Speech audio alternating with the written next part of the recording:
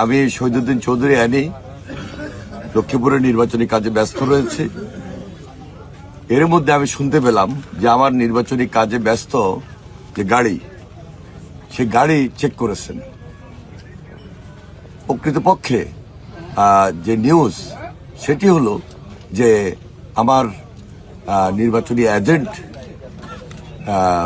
সেই গাড়ি নিয়ে বিভিন্ন কেন্দ্রে যাচ্ছেন।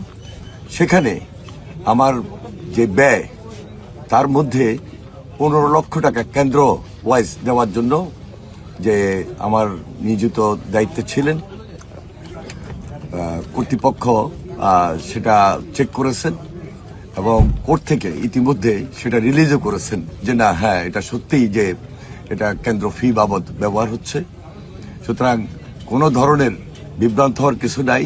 যারা এটা নিয়ে নিউজ করছেন, আমি মনে করি সম্পূর্ণভাবে উদ্দেশ্যমূলক এবং বিভ্রান্তমূলক, আমার ইমেজকে ক্ষুণ্ণ করার জন্য এই ধরনের নিউজ ছাপাচ্ছেন বা নিউজ করছেন।